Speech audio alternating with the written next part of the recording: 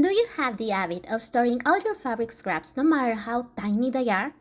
Awesome! I will show you what you can do with them.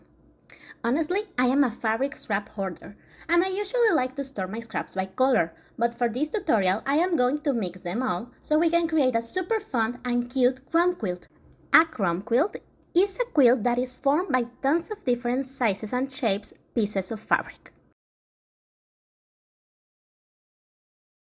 To start making a crumb quilt, find a large scrap of fabric with a straight edge.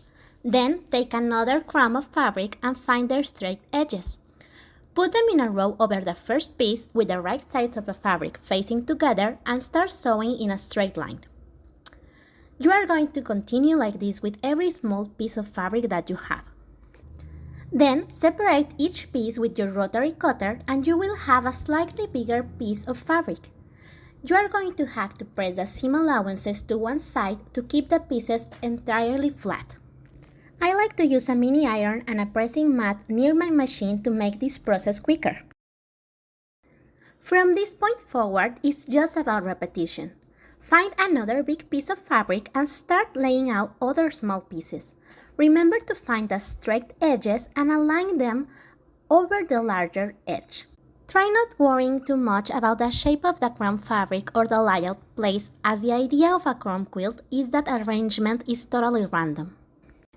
The more you repeat these steps, the larger your blocks are going to get, but you will eventually reach a point where you won't have straight edges on one or more of your blocks. This is totally normal, and the only thing you have to do is take your ruler and your rotary cutter and make a straight edge.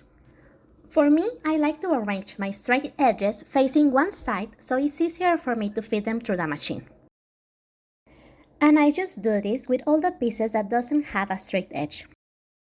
Another thing that will happen if you sew the pieces one after the other is that you will get a long string of little blocks.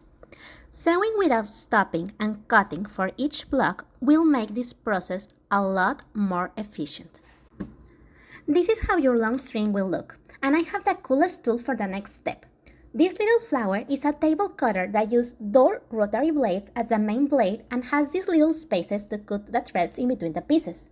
If you're interested in this product, I will leave you the link in the description of this tutorial.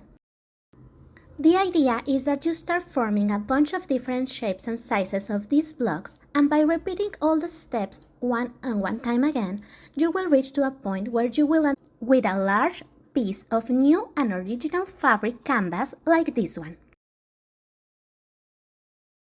And this was your Crumb Tutorial 101. Let me know in the comments what sewing project would you use this canvas for. Also, if you like this tutorial, support us by like, share or subscribing to our channel and website. Thank you for watching!